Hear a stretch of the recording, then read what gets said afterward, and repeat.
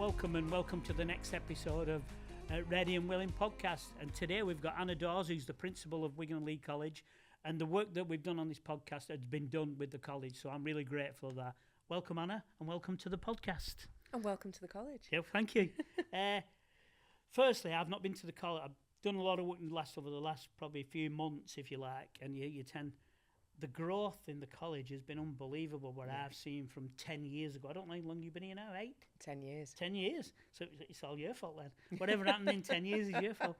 But just seeing the staff, just seeing the momentum of students and the comfortableness of everybody around, because you can do whatever you want, but you can't butter that up in a way. So thanks for that. And what have you done over that period? What's made that difference? Wow. Well, 10 years is a long time. I'm going to say it out loud. It's, you think that's a long time. It doesn't feel like a long time. It's absolutely flown by.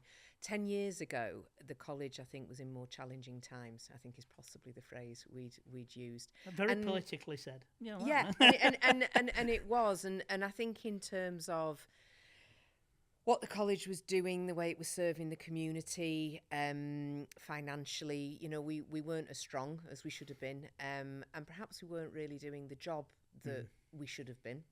So over time, I think our main focus, our absolute focus throughout that has been, what do we need to do to serve our community? Yeah. What are the priorities that the community needs from us? And yes, we're a college, so we need to actually provide education. We need to provide education that works. We need to have young people, adults, apprentices, higher education students doing courses that take them somewhere. So we were talking about this during International Women's Week the other day, and we said actually this college is a box of opportunity, aspiration, and the ability to actually realise your dreams. And that's what people should be able to do with guidance, with support, and actually get to where they're going. And that has been the main focus the whole way through in terms of that. We must be doing something right. The college has literally, as you say, doubled in size. We've gone from roughly 25 million turnover 10 years ago to over 50 million turnover now. We've got over 4,000 younger students, 16 to 18. We've doubled that. We have 25% of our students travelling from out of the borough. So that's exciting because we get all these young people coming in from Lancashire, from Merseyside, Cheshire, and that brings a different flavour to the college as well. And our higher education and apprenticeships, they've also grown immeasurably. So we've got a lovely mix of students. We've got a great community. The estate's grown, so it's got a bigger footprint in the town centre. So yeah, it's exciting times, and it's been a heck of a journey. I think the connection we spoke about, what you've done with David and Alison at the council, is really important. Is that bond between the council and the college, and for the students really. So I suppose that's been important for you, really, hasn't it? There's something in the water in Wigan, isn't there? It's whiskey. Not in the college, it isn't. But there is, because I've worked in other colleges, I've worked in other places in the northwest, and I don't think I've ever found anywhere like Wigan in terms of community and in terms of collaboration. So working with the council, we I think get those synergies that you don't always get elsewhere. So those partnerships, and then they obviously bring other people alongside. So we find that the work that we do with our employers, the work we do with the voluntary sector, the work we do with community groups, as well as the council, not only does it allow us to give back, but it brings and enriches our student experience so much. And there's things that we can do that we just simply couldn't do on our own because of that. And I think as a community in Wigan, from day one when I arrived, that sense of people being proud of the college, supporting the college, or the tech, as they still often call it, the tech. That sense of community, of supporting us, but also holding us to account if we're not getting it right. So you get that constant feedback. You know where you stand, and people are willing to help and support you. But you've got to make sure that you're playing your part in it as well. I think what you've done and your staff, because there's a team emphasis on everybody behind you. Looking back, it's like Winston College and John Rigby. Wigan and Leigh was seen as the poor relation. No, if it was an horse race, you're up there and you're leading the way. They wouldn't love me for saying that, but I think that's been a big turnaround of people. I think we are blessed in this borough, because for colleges, there's 3 colleges in the borough, and each of them do what they do phenomenally well, and that is quite rare to get that quality. And I think the other thing that is rare is that we work together really strongly, and each of the colleges has its own place and its own flavour and its own purpose. I suppose we are a little bit more distinct because we're the technical college, so our courses and what we do are different, and the experience is different from a sixth form experience. But I think the beauty of it is that for young people in Wigan, and for parents and carers in Wigan, they've genuinely got a choice of 3 different organisations. And for young people, it's not only about choosing their course, but it's choosing an environment that's right for them. So they need to be surrounded by an environment that allows them to thrive. And the beauty here is, and we say this an open evening, go and look at all the colleges, because actually we each of us have our place. We each do our thing and have our unique aspects. And for a young person, it's about choosing the place where they will thrive. And that's hugely, hugely important. And that collaboration as well. I've never worked anywhere where I've been able to work so closely with other post-16 colleges. And yes, of course, everybody competes to a degree. But actually, we collaborate more than we compete. And I think that is down to the culture in the borough. And some of the leadership, I think, from the council as well. I think that probably brings me on really swiftly into the community, the civic trust element with Edge Hill, and you've kind of led on that, building all that together, and that's really exciting, isn't it, all that coming together? Oh, it's really exciting, because that's a partnership with the council ourselves, Edge Hill University, and Wrightington Wigan and Leigh Hospital Trust. And of course, the university, we send, a lot of our students go to Edge Hill University because of location, but also, it's a good, strong university, and it offers a lot of the pathways that our students are looking for. So there are good relationships there, and it just means that we can help support the transition for our students. But also having WWL alongside means that we've been able to contribute really strongly to the issues around the NHS workforce, training. And of course, a lot of our students, whether they're young adults, whether they are adult learners, whether they're apprentices, higher education students, for those who want to go into a health and care or care role, be that with the council in social care or domiciliary care, or into more clinical, into the hospital environment, for them to be able to stay in their own community and have a very, very clear supportive pathway, and then be providing care to people in their own community and be able to stay in the community they know, that has been a huge, huge bonus for our students. And I think for WWL as well. Yeah. I think moving forward, naturally, we've got a change in government. We've got the three MPs here, Lisa, Joe and Josh, we've done podcasts with them all. They're really committed to the college, and they all speak highly. And I think that's good to have something in Westminster where people are speaking up what's happening in Wigan and seeing us as shining lights. It's really, it's good. That's all your thoughts on kind of how that works collaboration-wise. Well, it's fabulous, isn't it? We're so proud of Lisa, the Secretary of State, and she's been into college several times and spoken to the students. And I think as well for some of our female students, what a role model. Because she's I think, she's our first female MP, wasn't she? And our first female Secretary of State. So wow. She's supported the college. I mean, throughout the 10 years I've been here, she's been a constant supporter, and we've drawn a lot of strength from that. Jo is a former governor of the college as well, and also for us, it's really important that we are supporting our Leigh community as much as anywhere else. And Jo keeps us in touch with that. She lets us, I think, know what needs to be met in terms of Leigh as opposed to, say, Wigan Town Centre. And Jo is very, very vocal in terms of our support for Leigh as a town and our presence in Leigh, which is still there and expanding, and numbers are building again very, very strongly in Leigh. And now we've had Josh, who has been such a support in these early days for the college, and some of his background as well in some of the AI and the digital and just what he can bring to our student community.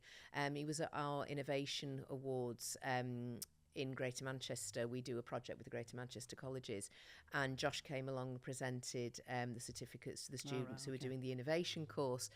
But his input and his understanding around that side of both careers but also new technologies has been immense. So we've got 3 MPs who are just supportive, but supportive in an incredibly informed way, both in terms of the borough but also in terms of their sort of professional portfolios as well. I think personally for me, Nancy, I've been around doing this job quite a long time now. I've been getting older and older, but I remember the days with Ian McCartney, Andy, Peter Smith down there. So it was kind of a really tight-knit for Wigan. I feel we're getting that back now with Lisa, Joe and Josh. And I feel, and speaking to all of them working together gives that compact. And actually with David at the council, who's really committed to apprenticeships. And he lives and breathes apprenticeship. I'm sick of him talking about it. That's all he ever talks about, David, is apprenticeships. No, but he is our champion of apprenticeships. And I don't know whether you know this, but last year Wigan was declared as the #1 place to be an apprentice. I think he mentioned it more than once. And I probably mentioned it more than once in that year as well. But again, Wigan has a real love affair with apprenticeships, and 16 to 18 apprenticeships in the country have just declined massively. And Wigan has completely bucked that trend, and we've grown by over 48% in that same time period that it's been declining nationally. And that's because we've got support from employers, it's because we've got support in the council, and there's a generational thing in Wigan around apprenticeships, and they're fabulous career pathways and job pathways for our young people. So we have incredibly high numbers of young people wanting to do apprenticeships. But he's very, very much at the forefront of Unity, that. Really. You know, it comes wide, doesn't it, for doing that? And the stuff we've done with businesses. So I know Greenmount have done a lot of work here with Mike. So it brings all that. And we seem to be getting that element now of everybody saying, you know, we can only do this by working together. There's nothing really we should all be pulling one way or the other. And I just feel myself personally, we're coming together.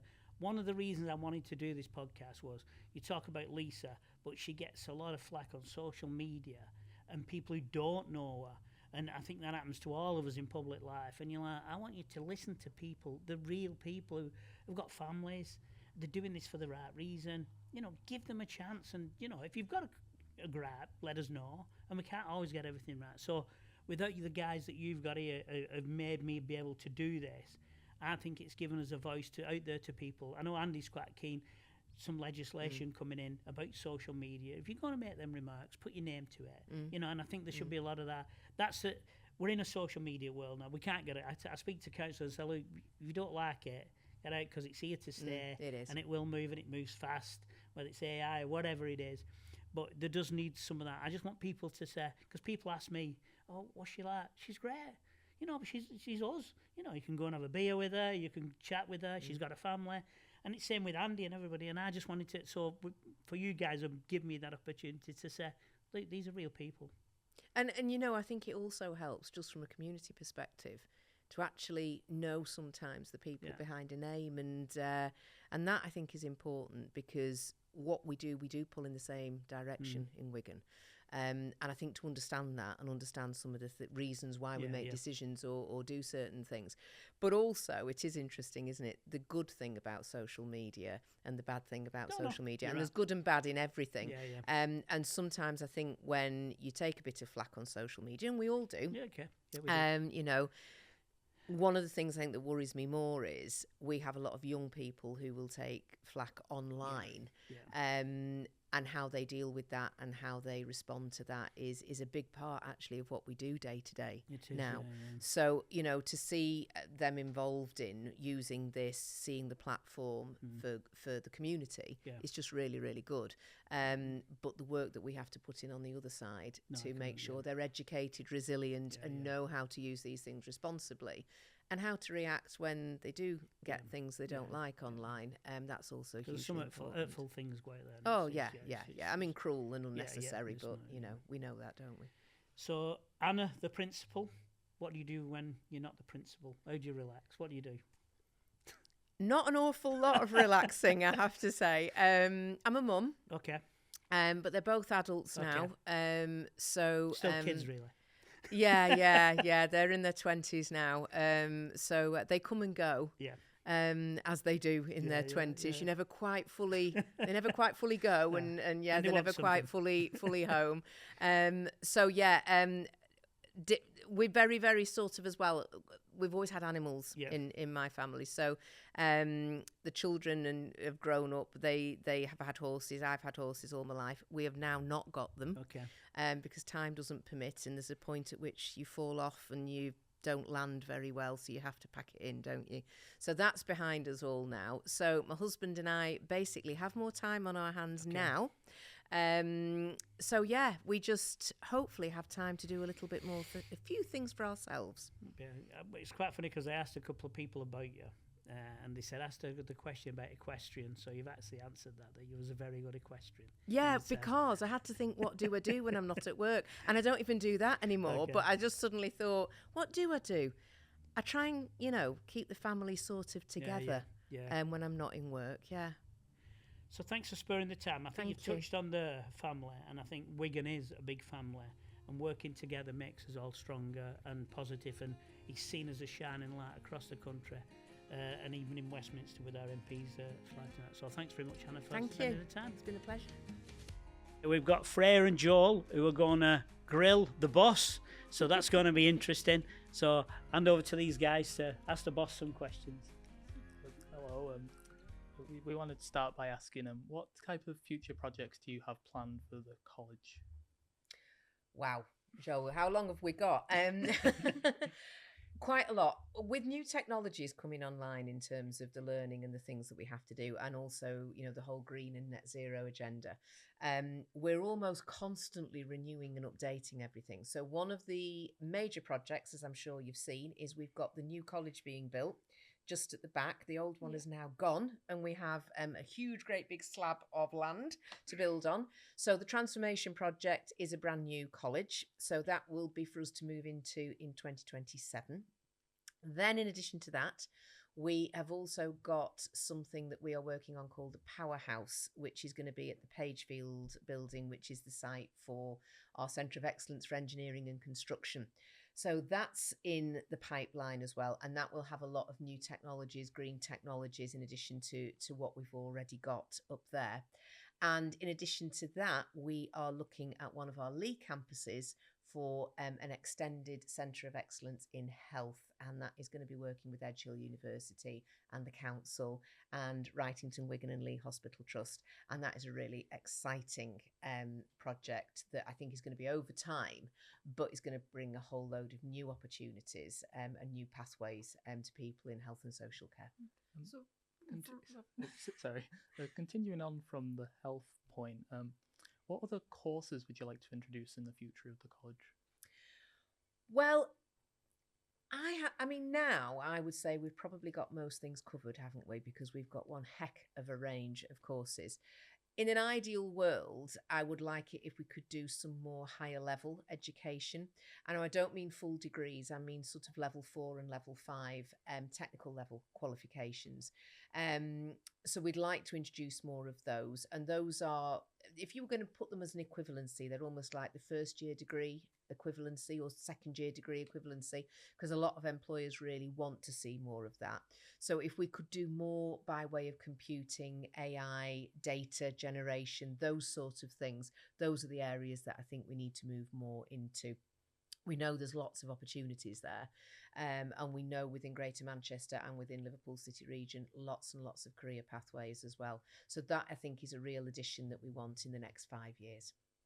So throughout all of your career with all the projects you've worked on, which would you say is like the proudest project you've had? For Wigan and Leigh College? Yeah. Gosh, now that is a question. I mean, I think of it almost as the whole of the college. Should have said my podcast. After Chris's podcast, of course. I'm trying to think of just one thing. Okay, I'll go back maybe to a time when I really felt that we were turning a corner. So we were inspected in 2016, which is Ofsted. And it was right at the beginning of our journey of trying to improve things and really build it into the college that we're very proud of now. And in 2016, we were inspected and we got a grade good. And it was monumental in terms of all the work that we'd done over the last sort of 18 months leading up to that. It was huge for the staff because they had just worked tirelessly to get us to that point. And it really felt like, I think, the catalyst and the sort of launch pad of where we are now. So it's a long time ago, but those early days, and it seems maybe quite a modest thing to have been so excited about, but it really set the direction for us. And just the whole college, we were just lifted by that because we'd put so much into getting us on in the right direction. So yeah, when I think back, that was probably the night I was stood in my office feeling quite, wow, we're onto something now. To flip that question on its head, what is a moment in your career as the principal that you regretted or wish you could have done differently? I think when you start off as a leader, for lots of reasons, you sometimes head off in directions that you suddenly think, oh, why did I do that? Why didn't I just take a little bit more time on things? And when I think back over the time that I've sort of been in a leadership role, I think I have learned to take more time over things and rather than just reacting. I am quite, and I won't look at anybody else in the room when I say this because they'll probably be laughing, but I am quite sort of reactionary. I make decisions very, very quickly. And sometimes that has not always put me in a very good position. So I think sometimes patience, I think reflecting on things and just letting things play out a little bit before you make a decision, go down a particular pathway. Sometimes just take a moment, hang fire, and don't rush into things because that is my natural thing to do. And I have to remind myself even now sometimes not to do my immediate response and to wait. So, throughout your 10 years at the college, what would you say is, the most surprising or weirdest situation that's happened while being here? I do remember one request coming in that was it wasn't weird, it was entirely justifiable and I understood it, but when I thought about the practicalities of it, it wasn't going to happen.